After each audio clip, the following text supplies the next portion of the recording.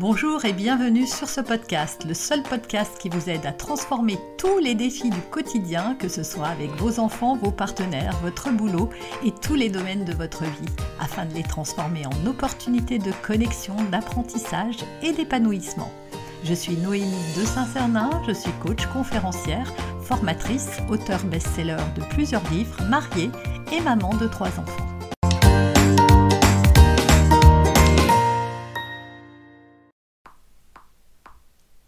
Dans cet épisode, aujourd'hui, on aborde une question universelle, une question qu'on me pose très souvent, une question qui nous fait parfois nous transformer en monstres de la colère ou en disques rayés.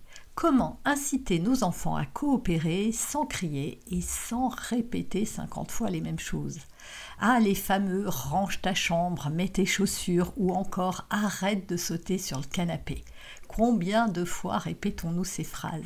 Et ces moments où on passe de calme à volcanique en moins de 2 secondes, ça vous parle?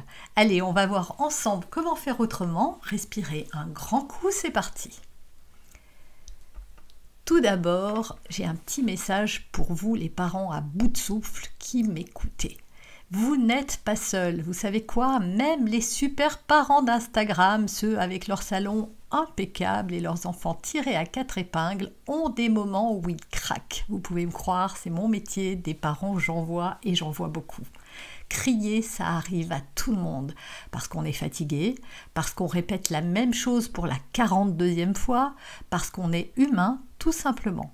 Alors si ça vous arrive, arrêtez tout de suite de culpabiliser. Aujourd'hui, on ne va pas chercher la perfection, mais des astuces pour simplifier le quotidien et préserver nos cordes vocales. Alors je sais ce que vous vous dites, vous vous dites peut-être que oui, ça arrive un peu à tous les parents, mais moi ça m'arrive plus qu'aux autres. Non, je vous rassure, ça arrive à tout le monde, sauf que dans un univers social, on enlève un petit peu ce masque et au bac à sable, on ne voit pas. Vous-même, vous ne vous mettez pas à hurler comme une hystérique au bac à sable. Ça se passe entre vos 4 murs et c'est pour ça que vous avez l'impression qu'il n'y a que chez vous que c'est comme ça. Alors, avant de plonger dans les solutions, posons-nous une question. Pourquoi nos enfants ne coopèrent-ils pas toujours? Est-ce que c'est pour nous embêter? Est-ce que c'est parce qu'ils nous cherchent? Est-ce que c'est parce qu'ils ne nous respectent pas, qu'ils ne nous aiment pas, qu'ils veulent en faire qu'à leur tête, qu'ils nous manipulent? Oui, ça, c'est des petites phrases qu'on se répète et dont on n'est pas toujours conscient. Même si on dirait que c'est leur sport préféré parfois, non, vos enfants, ce n'est pas pour vous embêter, ce n'est pas pour pas vous respecter qu'ils font ça. C'est ce que vous vous dites et d'ailleurs c'est ce qui provoque votre colère. C'est de croire à ces phrases que vous vous répétez. Nos enfants, en fait, ce sont des explorateurs. Ils vivent dans l'instant présent et leur cerveau n'est pas encore programmé pour anticiper les conséquences ou gérer des consignes multiples. Et surtout, ils ont un besoin immense d'autonomie et de connexion.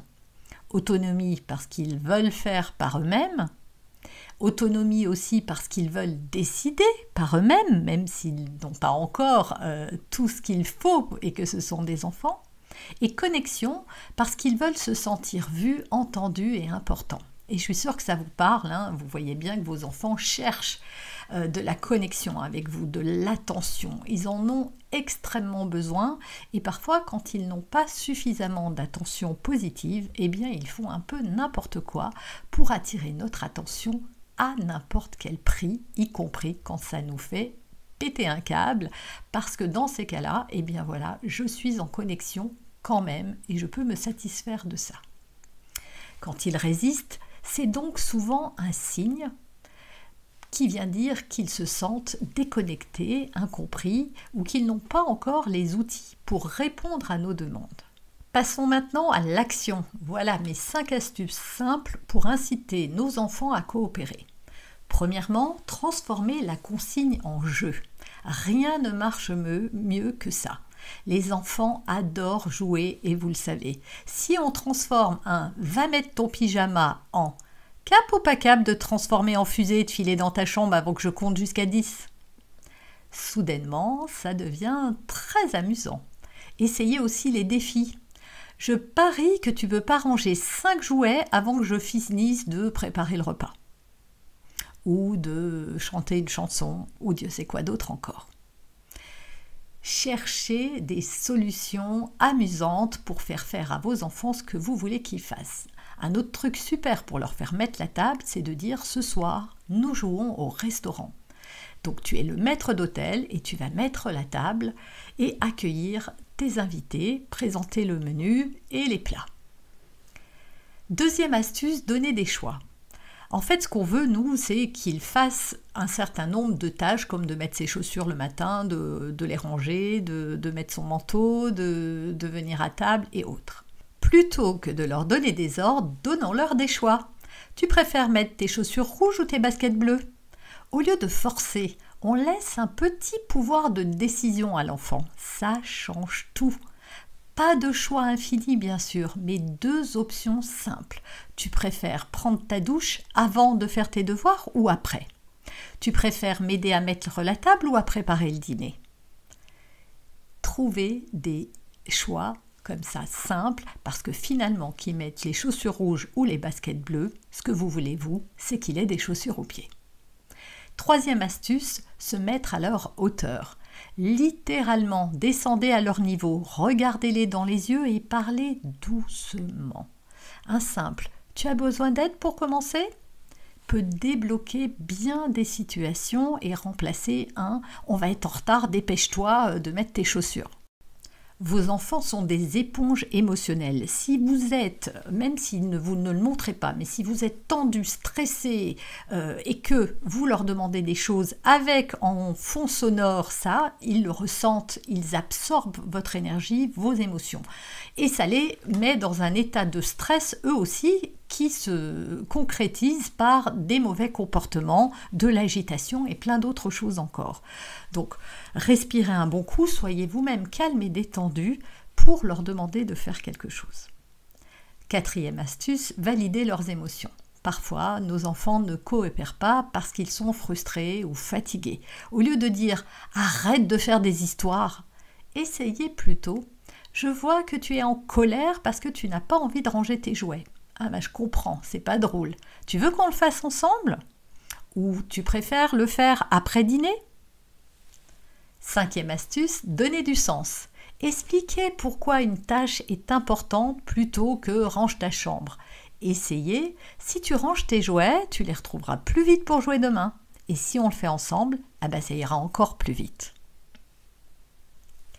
Un dernier point et pas des moindres, prenez soin de vous. Un parent reposé et calme a beaucoup plus de chances de gérer les situations sans crier. Alors n'hésitez pas à demander de l'aide, à faire des pauses et à lâcher prise sur certaines choses. Beaucoup de parents se mettent énormément de pression. Il faut absolument avoir fait tel repas ce soir, avoir tout rangé avant telle heure, que ça soit fait de telle manière, etc. etc. C'est normal avec sa to-do qui n'en finit pas. On est un petit peu comme un petit chef qui a une to-do à dérouler et qui refuse de remplacer ou d'éliminer quelque chose. Ça génère beaucoup de stress chez vous. Alors je sais que quand on est parent, on n'a pas toujours beaucoup de temps, mais il vaut mieux passer quelques minutes à se détendre, à faire quelque chose qui nous libère un petit peu de l'énergie positive, plutôt que de vouloir à tout prix gérer sa to-do. Qu'est-ce qu'on peut enlever dans la to-do ? Si les enfants n'ont pas pris leur bain ce soir, allez, une petite toilette de chat leur fera pas mal. Si on n'a pas le temps de faire un repas super équilibré, un plat de pâtes, une petite pizza ou Dieu sait quoi, ne fera pas de mal non plus. Rappelez-vous, on n'est pas là pour être parfait, mais pour être présent. Crier une fois n'annule pas toutes les fois où vous avez montré de l'amour, de la patience et du soutien. Vos enfants vous aiment pour ce que vous êtes. Ne l'oubliez jamais. Et voilà, c'est tout pour aujourd'hui. Si ce podcast vous a donné quelques pistes, je vous invite à essayer au moins une des astuces dès aujourd'hui. Et surtout, dites-moi ce qui a marché pour vous. Merci de m'avoir écouté, prenez soin de vous et souvenez-vous, chaque petit pas compte. On se retrouve la semaine prochaine pour un nouvel épisode. D'ici là, amusez-vous, dédramatisez et respirez. Vous avez aimé ce podcast, retrouvez-moi sur mes réseaux, Noémie de Saint-Cernin, sur YouTube et Instagram en vidéo, sur mon site internet pour des articles ou pour aller encore plus loin et suivre mes accompagnements. Des milliers de parents ont testé mes méthodes, pourquoi pas vous? Et n'oubliez pas de laisser un avis 5 étoiles pour m'aider à diffuser mes graines de conscience et de bienveillance auprès de tous les parents.